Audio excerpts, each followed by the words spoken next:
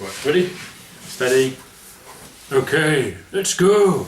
Yes, hello, welcome to the course of the Wenton King, and we are doing The Song Remains the Same. Partly because we couldn't think of anything else. And we keep getting requests for this, and I can understand people that, well, they've done all of that. Why haven't they done The Song Remains the Same? You know, because this is the only proper live album, main live album, because it came out when they were around, you know. In a way, there were 10 releases, not 9. Including The Song Remains the Same, so the fact it's not there is a hole in what we've done, so it does make sense to do it, I think. Whether there'll be very much to say or it's a particularly good video, I don't know. It's live, sort of. It has an image of being terrible. I mean, it's not terrible, although there are reasons why it has an image of being terrible. The big thing about the start of the concert, by this point, you know, Plant would be warming up his voice, really shows. And the whole band were kind of warming up on the first couple of songs at this point. But, you know, Jimmy Page is on fire at this point, 73. For Page, it's the best time to record him. I mean, supposedly he peaked at sort of March 73, apparently. From a rhythm section point of view, 73 is okay. There's definitely better rhythm section eras, you know. Part of the thing was the original release was only 2 records, surprisingly, you know, at a time when there were supposed to be 3. Probably because it was delayed so much, it didn't come out till 76. It was only 2, and the way they made that set list and the way it was sort of trimmed doesn't do it any favours, I think. That's part of the reason for its image being a bit unfair. I mean, No Since I've Been Loving You on the live album. It's on the film, it's not on the live album, of all the songs. It's mad. You know, I particularly like 73, Since I've Been Loving You. It is subtly different to other years, you know. Yeah, it's great. I mean, we started with the Led Zeppelin catalogue, didn't we? We went straight through the whole lot. And it's kind of nice to go back to it, actually, because we've not done a lot of what I would consider good straight rock. Although this is quite heavy stuff, it's good. Heavy rock. Good heavy rock, yeah. So it's nice from that point of view. Another point of view, we've reviewed all the songs. Yeah. Because back then we were reviewing... Still doing all the songs. Yeah. So it's quite difficult to say much about this, apart from I listened to the remastered album version. Yeah. Which has got Since I've Been Loving You on there and all that, and it sounds great, and it is great, and it's just a lot of great songs with some liveliness to it. Yeah, I like that. Yeah. So in its current form, it's a 1973 concert by Led Zeppelin that is well recorded, is incredibly edited. It isn't really so much overdubs. There are some overdubs, I think, but I think it was difficult to overdub because there weren't enough tracks. It's only 4 track. I think the drums were on 2, and I think Plant said something about he couldn't sing, he was trying not to sing while Page was doing the lot and things like that, and there are some strange edits as well, where you can hear the dodgy voice underneath the cleaner voice on top, and things like that. Apparently Since I've Been Loving You has many edits. There's a whole website which goes through which night which bit comes from. But the effect is great as a live album, you know. Remember we're reviewing the live album here. We will talk about the film a bit, but obviously we're reviewing the live album. And like I said, the original release, the tracklist lets it down, and the way it's trimmed lets it down. This is what Uncut magazine says about the new one. It says the sound is vastly improved, which is fairly true. I mean, it does sound better. It's not that much better. As is the playing of the musicians due to digital re-editing of the 3 MSG concerts, presumably. No, it isn't. It's the same playing. It's just psychological about the way it's presented, you know. Not so much remastered as reconstructed. The 15 tracks, 6 previously unreleased, Showboat, Strut and Snarl. So much of it is because rock and roll was rubbish in 73.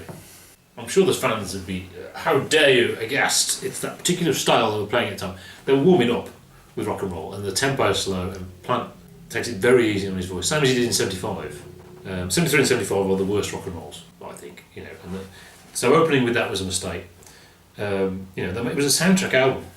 They should have opened the soundtrack album with The Song Remains the Same, and everyone would have thought, wow, brilliant, you know. It would have been a completely different thing. And the film gets slagged off as well because of the fantasy sequences. And you know, as a film, you know, a movie at the cinema, it's. I mean, Peter Grant called it the most expensive home movie ever made. You know, but they're not. Some of it isn't. Some of it isn't bad, and I think actually the Page stuff I like. You know, and it's actually a music video for awesome version of Dazed and Confused. Well, that's it, isn't it? I mean, you're listening to a 30-minute version of Dazed and Confused. It's almost irrelevant what's being Doesn't shown matter, over the is top it? of it. Just some flashy lights, it's fine. To judge it on that is kind of, well, it's just, Yeah. it beggars belief, really. I mean, you dig live albums, don't you? Yeah, You get something out of it, and Yeah. I'm a bit, do I really?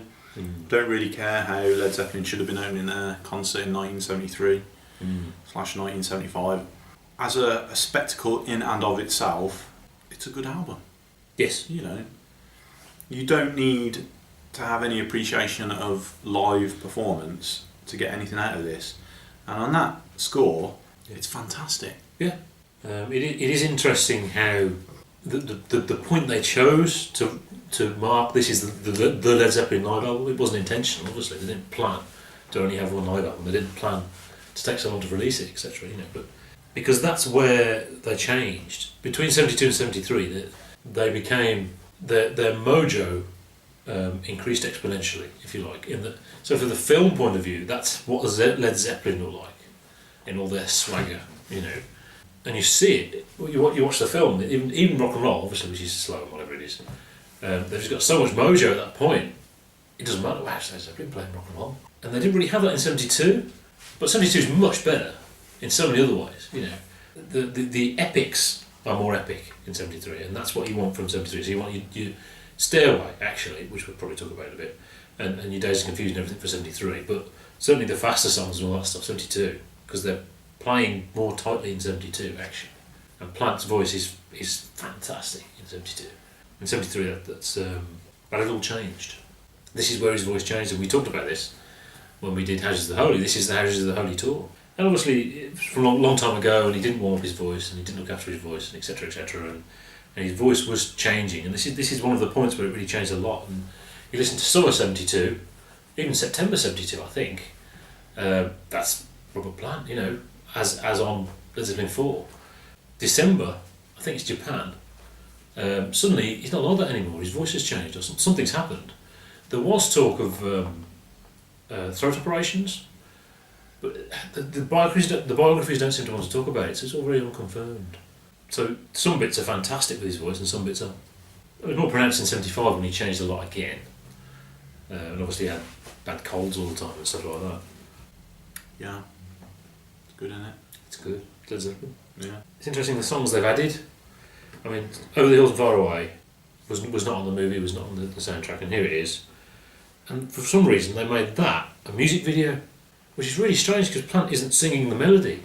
It's strange. I always thought it was weird. They played Over the Hills and Far Away right the way through their career as soon as it came out, and only very early on in 72, before Houses of the Holy had come out, did Plant actually sing the like that.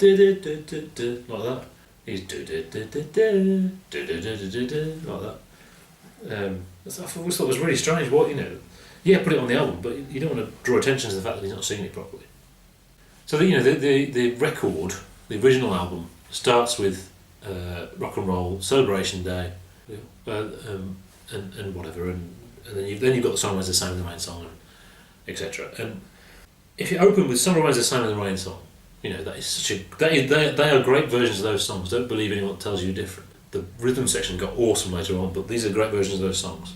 You know, Plant is absolutely fantastic on the Rain song. If the album had opened with those two tracks, the whole perception of the album would have been so different. But, you know, or maybe on the soundtrack they should have thought, well, the first few numbers they're warming up, so let's go back to 72 for some audio for 72 on the soundtrack, which would make it. And apparently the plan was to film more stuff in 75. Autumn 75, which of course never happened because Plant had his accident. And the early 75 stuff wasn't usable because of Plant's voice again. Or just release a 72 show, that's what they should have done. Which they did eventually. How the Westwood One is really the definitive live statement, I think. But again, you need both because here it's getting more epic. Yeah, because they've got such a catalogue of epic songs now. And they're playing them all, aren't they, really? I mean, there's no Achilles, obviously there's no Kashmir because we haven't got those yet. Yeah. It's a good collection of songs, isn't it? Yep, they're good songs. Led Zeppelin wrote good songs. That's the point we've always made, isn't it? Why do you keep reviewing Led Zeppelin if they're not proper? They just have really good songs. That's why they're one of the best bands ever, you know. And they sort of, to go against the grain a bit, I mean, they're a little bit intangible why they were so successful to the point that they were like the biggest act in the world, yeah, sort of thing. And sort of quantifying what they had you can only ever find people tell you what they didn't have, which is interesting really, until you break it down and you actually look at the songs. And even Robert Plant's attitude seems a little bit, you know, he could have an interesting conversation, an engaging conversation with John Anderson, I feel. They've got a similar mentality, but still the songs that came out of it they're just something else, you know. They're top draw stuff. 4 guys who are just, you know, on the same wavelength. Yeah. Great version of No Quarter. Obviously it got longer and longer, but this is still a great version, 10 minute, which is a great version of No Quarter. And the album version does not do that song justice at all, so you at least need the Song Remains the Same version of that. Great version of Stairway. Really good version of Stairway. You know, people underestimate how good a version of Stairway that is, and the guitar solo on there, that's one of Jimmy Page's greatest moments, definitely. Yeah, and Moby Dick's on there. Yeah, great. I think I prefer that one to the album version, Moby Dick. Yeah. I don't quite know why, but yeah. Because you sense the show of it, I suppose, isn't it? Because it's live. Mm-hmm. I like how they finished the thing on A Whole Lot of Love. Mm. Was that a Led Zeppelin thing? They finished the main set on Whole Lot of Love. Yeah. It's weird though, because I always see that, and that's an opener, that is. Oh, right. Because it's so iconic. It's not particularly long. Yeah. You know, here's Led Zeppelin. Dun, dun, dun, dun, dun, dun. Mm. You can imagine that. Yeah. And yet this version was 20 minutes. Yeah. This was what would have been annoying is obviously now for the first time this year in '73, this Whole Lot of Love. You've got Boogie Mama, and actually that's probably the best version of Boogie Mama, I think. But you don't get any of the other medley songs. There's no medley, which is a bit of a shame. Yeah. The other big horrible edit actually on the original album is that Whole Lot of Love comes in, but it sounds kind of a bit mushy. And what it is, of course, is Heartbreaker segs into Whole Lot of Love. And when you hear it seeg into it, like in the movie and on the 2007 version, it's great. So there you go, you know. And then they ramp it up on the last verse. So it's definitely a case of get the remastered version. Yeah, forget the original, don't get the original. If it's not all the tracks, don't get the original. Yeah. So if we're going to egg this sucker, we're going to egg the remaster or the original? Or should we do both? We have to do both. I think that the original only gets 4 eggs because it's it lets it down, just with the way it's edited. Yeah. And the remaster gets 5 eggs because it's excellent. Yeah. But How the West Was Won is the one. That's the one you need. So maybe we should have reviewed How the West Was Won. Yeah, maybe. Yeah. We had more requests for this one, really. Plus, How the West Was Won has got the acoustic set. They've taken the acoustic set out at this point, not to return until '77. Is that opinion Led Zeppelin now?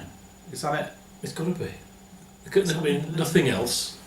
I suppose we'll have to go on to reviewing more Camel albums and Yes albums now. Just go round the loop again. Yeah, round again. Oh, we haven't done all the Michael Jackson albums. Oh yeah. But we're not doing Bowie. No, we need to do Bowie. That'd be too difficult. So see you next week for something we haven't decided yet. See you then.